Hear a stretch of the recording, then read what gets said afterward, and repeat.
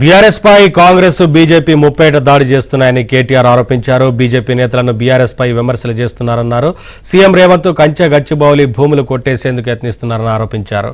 హైడ్రా పేరుతో హైదరాబాద్ ప్రజలను భయపెడుతున్నారని కేటీఆర్ మండిపడ్డారు. ఎందుకు ఆగం చేస్తున్నావు, ఎందుకు ఇన్ని బతుకులను ఆగం చేస్తున్నావు, ఇల్లుగులు కొడుతున్నావు అంటే సమాధానం రాదు. వాళ్ళందరూ ఏడుస్తుంటే, బూతులు తిడుతుంటే వాళ్ళ మీద కేసులు పెడతారు. కడుపు మండినోడు బూతులు తిట్టక ఏం చేస్తారు? మరి మనం తిడుతున్నామా?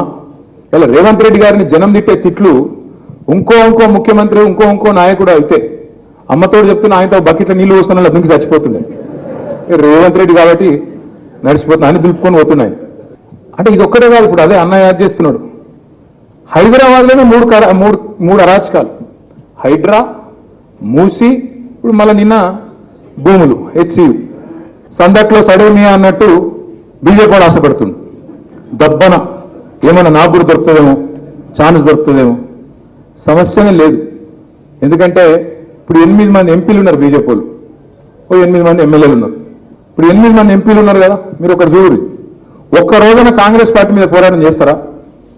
పొరపాటున కాంగ్రెస్ పార్టీని ఒక మాట అంటారా? 2 మంత్రులు ఉన్నారు, కేంద్ర మంత్రులు. ఒక ఆయననేమో సహాయ మంత్రి, ఇంకొక ఆయననేమో నిస్సహాయ మంత్రి. ఏం కాదు, ఇద్దరితో ఊది కాలేదు, పీరు లేదు. తెలంగాణకు రూపాయి తెచ్చే ముఖం లేదు. కానీ తెల్లారు లేస్తే కేసీఆర్ని తిట్టాలి, బీఆర్ఎస్ని తిట్టాలి. అరే తిట్టుడేదో కాంగ్రెస్ తిట్టరాదు పోయి, ఆయన గవర్నమెంట్ ఉన్నాడంటే అది శాత కాదు. రేవంత్ రెడ్డిని ఆయన అనేది ఇంకా గమ్మత్ చూడండి మీరు. నిన్న రేవంత్ రెడ్డినేమో పల్లెత్తు మాట అన్నారు, ఒక్క మాట. అసలు ఆయనకు రక్షణ కవచమే వీళ్ళు. చూస్తుంటేనే 16-17 నెలలు వెళ్ళిపోయింది. ఇక మళ్ళీ మీ జిహెచ్ఎంసీలో వచ్చిందంటే మీరు అలానే పడిపోతారు. మళ్ళీ 6 నెలలు అట్లే పోతుంది. మధ్యలో కూడా ఉప ఎన్నికలు వస్తాయి. ఖైరతాబాద్ ఉప ఎన్నిక వస్తుంది, ఖచ్చితంగా వస్తుంది.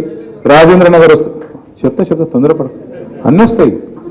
అట్లా ఈజీగా ఓనిస్తామైంది. సుప్రీంకోర్టులో కేసు ఉంది, తప్పకుండా రాజేంద్ర నగరు, శేర్లింగంపల్లి, చేవెళ్ళ, అట్లాగే ఖైరతాబాదు. అరే ఆగిపోయి, అరే ఆగాదు. ఉప ఎన్నికలు కూడా వస్తాయి, అవి కూడా కొట్లాడదాం.